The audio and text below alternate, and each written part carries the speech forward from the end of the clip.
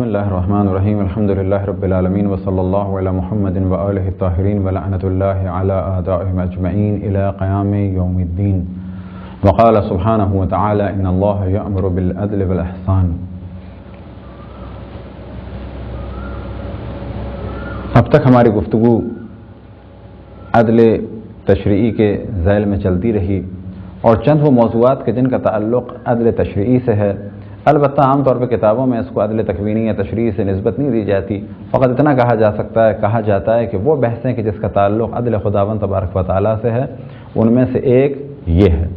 لہذا تین بحثیں پہلے کر چکے کہ جن کا تعلق عدل تشریعی سے ہے، اور اگر کہا جائے جرنلی تو عدل خداوند تبارک و تعالیٰ سے ہے۔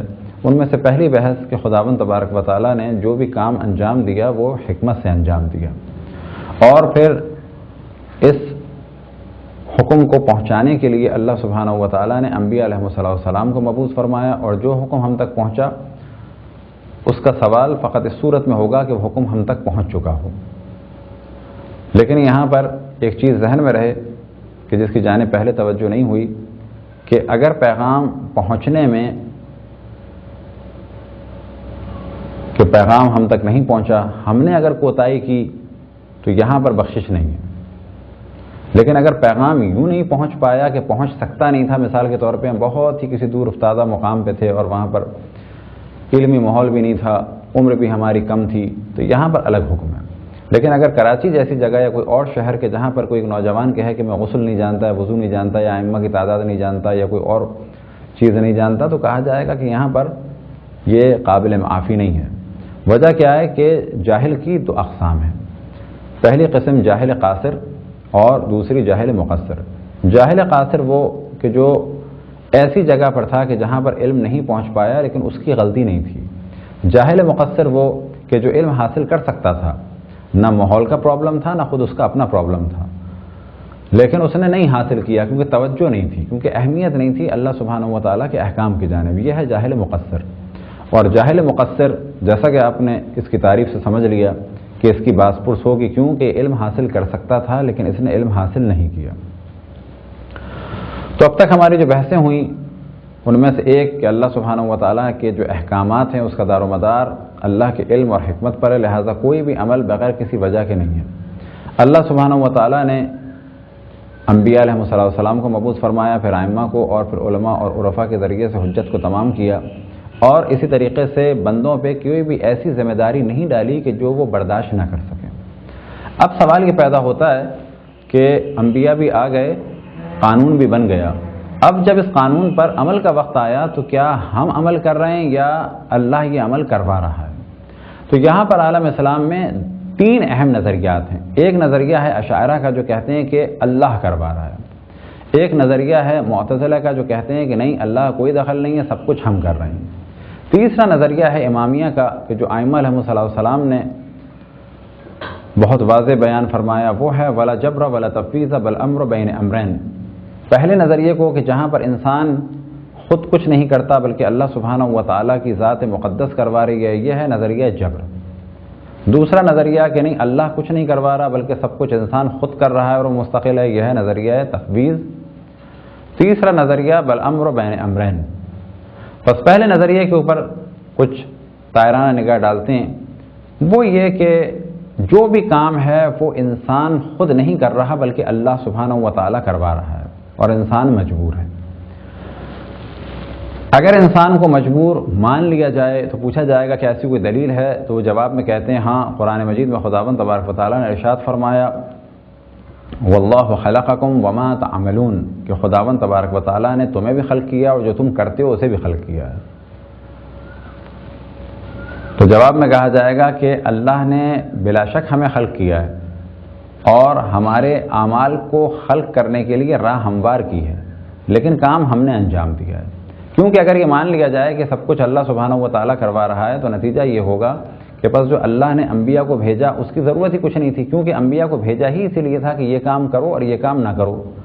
اور جب اللہ کو معلوم تھا کہ کام تو انسان کو کرنا ہی نہیں ہے، سب کچھ اللہ ہی کو کرنا ہے، اور جو انسان کر رہا ہے در حقیقت اللہ سبحانہ و تعالیٰ ہی کر رہا ہے، تو پھر انبیاء کو بھیجنے کا فائدہ کیا ہوا؟ بس جتنی بھی آیات ہیں کہ جس میں انبیاء کا ذکر ہے وہ سب کی سب جو ہیں وہ بیکار ہو جائیں گی۔ اسی طریقے سے تمام وہ آیات کہ جن میں کسی کام کے کرنے کا حکم ہے اور کسی کام کے نہ کرنے کا حکم ہے، کہا جائے گا یہ بھی فائدہ مند نہیں ہے ہمارے لیے، کیوں کہ ہم تو خود کچھ کر ہی نہیں سکتے، بس یہ کرو اور یہ نہ کرو یہ کہنا ہی بیکار ہے۔ پھر جتنی بھی آیات ہیں کہ جس میں اچھے لوگوں کی تعریف کی ہے، برے لوگوں کی مذمت کی، کہا جائے گا اس کی بھی کوئی ضرورت نہیں ہے، کیونکہ اچھا آدمی انسان خود نہیں ہے بلکہ وہ اللہ کروا رہا ہے، اور برا خود نہیں ہے بلکہ وہ اللہ کرا رہا ہے۔ یہ وہ نظریہ ہے جو ایک بڑی تعداد اہل سنت کا ہے، اشاعرہ کا، کہ انسان مجبور ہے۔ پھر اس کے بعد موضوع آتا ہے، اسی کے بعد جواب دیا جا سکتا ہے کہ پھر آخرت کا عذاب اور آخرت کی سزا اور آخرت کی جزا بھی بیکار ہے، کیوں کہ جب انسان نے خود نہیں کیا تو پھر یہ کام اللہ نے کیا، اور جب اللہ نے کیا تو انسان کو سزا کیسی؟ در حقیقت نظریہ جبر، اگر اس میں آپ سزاؤں کو دیکھیں، آخرت کی سزا کو دیکھیں، تو پھر یہ کہا جائے گا کہ سب کچھ تو اللہ نے کیا تو پھر آخرت کی سزا کیوں ہے؟ یعنی یہ بالکل ایسا ہے جیسے ہم کسی سے زبردستی کوئی کام کرائیں، بعد میں اس کو سزا دیں گے تم نے یہ کام کیا۔ اللہ سبحانہ و تعالیٰ اس قسم کے لہو و لعب سے اور فضولیات سے پاک و پاکیزہ ہے، بالکل منزہ ہے، سبحانہ و تعالیٰ اما یشرکون، خداوند تبارک و تعالیٰ پاک اور پاکیزہ ہے اس قسم کے کلمات اور نازیبہ چیزوں سے اور اس قسم کی شرک آلود باتوں سے۔ اور اگلے مرحلے میں کہا جائے گا جنت و جہنم کا ہی فائدہ نہیں ہے، کیونکہ جب جنت بنی ہے اچھے کام کرنے والوں کے لیے تو اچھا کام کرنے والا تو کوئی ہے ہی نہیں، اور جہنم بنی ہے برے کام کرنے والوں کے لیے تو برا کام کرنے والا بھی کوئی نہیں ہے۔ بس معلوم ہوا کہ نظریہ جبر بالکل غلط۔ اب دیکھا جائے نظریہ تفویض کو، یہ کہتے ہیں کہ انسان سب کچھ خود کر رہا ہے، تو کہا جائے گا ہاں ارادہ اور اختیار ہمارا ہے، لیکن ایسا نہیں ہے کہ اللہ کے اذن کی ضرورت نہیں ہے، اللہ کے اذن کی ضرورت ہے، اللہ کی طاقت کی ضرورت ہے، اللہ کی زمین ہے، اللہ کی دی ہوئی طاقت ہے، جو کچھ ہے وہ اللہ کا اذن ہے، لیکن اذن سے مراد رضایت نہیں ہے، بلکہ اذن سے مراد کہ اللہ نے آزاد ہمیں چھوڑ دیا ہے، اختیار دے دیا ہے، یہ کام کرو، لیکن جو بھی کچھ ہو رہا ہے وہ اللہ کے بنائے ہوئے قانون ہی کے ذریعے سے ہو رہا ہے، ورنہ یہ ہو نہیں سکتا تھا۔ تو یہ ہو گیا نظریہ تفویض۔ تیسرا نظریہ کہ جو تعلیمات قرآن و اہل بیت کا نچوڑ ہے، جو اہل بیت علیہ السلام کے ذریعے سے ہمیں ملا، وہ کیا ہے؟ بل امر بین امرین، کہ انسان کے پاس جو طاقت ہے وہ سب کچھ اللہ کی دی ہوئی ہے اور اختیار بھی اللہ کا دیا ہوا ہے، اپنے اختیار سے کام کرتا ہے لیکن طاقت اللہ کی دی ہوئی ہے۔ بس یہ نسبت ایک جانب اللہ کی جانب، اس فعل کی نسبت ایک طرح سے اللہ کی جانب ہے اور دوسری طرح سے خود بندے کی جانب ہے۔ اس کی مثال یہ دی جا سکتی ہے کہ ایک الیکٹرک ٹرین چل رہی ہے، چلانے والا ڈرائیور ہے، لیکن نسبت دی جاتی ہے ٹرین کس سے چل رہی ہے؟ کہا جائے گا کہ الیکٹرک سے۔ ٹرین کس سے چل رہی ہے؟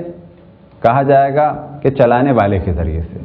کبھی بجلی کی جانب نسبت ہے اور کبھی چلانے والے کی جانب نسبت ہے۔ اب اگر یہ غلط جگہ پر ٹرین کھڑی کر دے تو یہ نسبت بجلی کی جانب دی جائے گی یا چلانے والے کی جانب؟ تو جواب ملے گا چلانے والے کی جانب۔ بالکل ایسے ہی طاقت اور قدرت اور سب کچھ اللہ کی جانب سے، وہاں پر تو فقط بجلی کی مثال ہے، یہاں پر زمین اور طاقت اور سب کچھ اللہ کی جانب سے ہے، لیکن کرنے والے ہم ہیں۔ لہذا یہ نظریہ تفویض بھی بالکل باطل ہے۔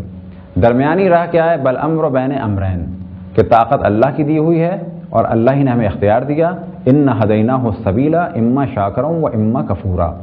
اور تمام وہ آیات کہ جن میں انبیاء علیہ السلام نے حکم دیا وہ بھی اسی بات کی تائید کرتے ہیں، اور تمام وہ آیات کہ جس میں کرنے یا نہ کرنے کا حکم ہے، اور تمام وہ آیات کہ جس میں جزا اور سزا اور جنت و جہنم کا ذکر ہے، وہ سب اس جانب توجہ دلاتے ہیں کہ یہ سب کچھ انسان کے لیے ہے، کیونکہ انسان اپنے ارادے اور اختیار سے کرتا ہے۔ یہ نظریہ نکلا کہاں سے؟ تو یاد رکھیں اس میں بنو امیہ کا بہت بڑا دخل ہے۔ وجہ کیا تھی کہ یہ فاسق و فاجر بادشاہ یہ چاہتے تھے کہ اپنے کردار پر پردہ ڈالیں جبر کے ذریعے سے اور عوام کو مصروف کر دیں، یہ کہہ کے کہ جو کچھ یہ بادشاہ اور خلیفہ کر رہا ہے در حقیقت یہ اللہ سبحانہ و تعالیٰ کروا رہا ہے، وہ حاکم ہے، ورنہ انسان کی کیا قدر۔ بس اگر کوئی نیک ہے، مثال کے طور پہ مولا علی علیہ السلام اگر نیک ہیں تو کیا ذہن میں ڈالا جائے کہ وہ تو خود کر رہے ہیں، خود نہیں کر رہے، وہ تو اللہ کروا رہا ہے۔ اور اگر یہ حاکم شام ایسے کردار کا ہے تو کہا جائے کہ یہ خود نہیں کر رہا بلکہ اللہ کروا رہا ہے۔ تو یہ وہ نظریہ تھا کہ جس سے لوگوں نے اپنے کردار کو بچانا چاہا اور اپنے اعمال پہ پردہ ڈالنا چاہا۔ ایک اور مثال جو دی جا سکتی ہے بل امر بین امرین کے ضمن میں، کہ اگر کسی شخص کا ہاتھ مفلوج ہے اور ایک خاص انجیکشن کی اسے ضرورت ہے، یا یہ کہ اس کی رگوں کو ایکٹیو کرنے کے لیے ایک شوق خاص لگانا پڑتا ہے۔ اب اگر یہ آدمی اچھا کام کرے تو کیا نسبت اس کیمیکل یا انجیکشن کی جانب دی جائے گی کہ اس نے اچھا کام کیا ہے، یا الیکٹرک شاک کی جانب دی جائے گی، یا انسان کی جانب دی جائے گی؟ کہا جائے گا انسان کی جانب دی جائے گی، لیکن طاقت اور قدرت کس کی جانب سے ہے؟ اس مثال میں انجیکشن یا کسی الیکٹرک شاک کی جانب۔ اب اگر سزا دی جائے گی تو کس کو دی جائے گی؟ اس ڈیوائس کو جس کے ذریعے سے الیکٹرک پاس ہو رہا ہے، یا اس انجیکشن کو یا اس سرنج کو کہ جس نے یہ کیمیکل انجیکٹ کیا؟ کہا جائے گا نہیں، طاقت یا ایک وسیلہ اس کی جانب سے تھا، دوا یا الیکٹرک کی جانب، لیکن کرنے والا کون تھا؟ شخص تھا۔ کرنے والا کون تھا؟ یہ آدمی تھا کہ جس نے اس کام کو انجام دیا۔ بس بنو امیہ نے اس نظریے کو بہت پھیلایا، اور وجہ کیا تھی کہ اپنے کردار پر پردہ ڈالا جائے۔ بس اسلام میں تین اہم نظریات ہیں انسان کے فعل کے بارے میں۔ ایک ہے جبر، یعنی انسان مجبور ہے اور اللہ سب کچھ کرا رہا ہے معاذ اللہ، یہ ہے اشاعرہ کا نظریہ۔ ایک ہے تفویض کہ اللہ کا کوئی دخل نہیں ہے، سب کچھ ہم کر رہے ہیں، یہ ہے معتزلہ کا نظریہ۔ اور ایک ہے بالامر بین امرین، یعنی ان دونوں کے درمیان ایک راہ کہ طاقت اللہ سبحانہ و تعالیٰ کی ہے اور اختیار اللہ نے ہمیں دیا ہے، اور جو کچھ ہم کر رہے ہیں وہ اپنے ارادے اور اختیار سے کر رہے ہیں۔ لیکن بعض کام ان میں بھی ایسے ہو سکتے ہیں کہ غلط ہوں لیکن ہمیں سزا نہ ہو، لیکن وہاں پر یہ نہیں کہا جائے گا کہ اللہ نے جبر کیا، بلکہ کہا جائے گا یہ شخص مجبور ہو گیا فلانے شخص کی وجہ سے۔ مثال کے طور پہ کسی کی اولاد پر گن رکھ دی جائے اور کہا جائے کہ تم یہ بیان دو یا شراب پیو ورنہ تمہاری اولاد کو مار دیں گے۔ یہاں پر آیا شراب پینا جائز ہے؟ کہا جائے گا بالکل جائز ہے، کیونکہ اولاد کی جان کو خطرہ ہے۔ اب اگر اس نے شراب پی لی تو اپنے ارادے سے پی، کہا جائے گا ہاں، ہاتھ خود بڑھایا، ارادہ اسی کا تھا، اختیار بھی اسی کا تھا، پیا اس نے خود، لیکن یہاں پر ایک جبر تھا۔ جبر کیسا تھا؟ وہ جبر ایسا تھا کہ پہلے والا جیسا جبر نہیں ہے کہ انسان مجبور ہے، بلکہ یہاں پر جبر کون سا ہے کہ اس کے بچے کی جان خطرے میں تھی، اگر یہ جان بچانا چاہتا تو اس کے پینا تھا۔ اب آیا روز قیامت اس کو شرابی سمجھا جائے گا کہ روز قیامت اس پہ شراب کی سزا جاری ہوگی کہ تم نے پی تھی، ہماری مخالفت کی تھی؟ کہا جائے گا نہیں، یہاں پر یہ مجبور تھا۔ تو یہ چیزیں اگر ذہن میں رہیں تو بہت سارے اختلافات دور ہو جائیں۔ چند یہ نظریات کے جو اہم تھے وہ آپ کے سامنے بیان کیے، اور اس کے علاوہ جو بحثیں جس کا تعلق عدل سے تدریجاً بیان کی جائیں گی۔ وصلی اللہ علی محمد و آلہ الطاہرین۔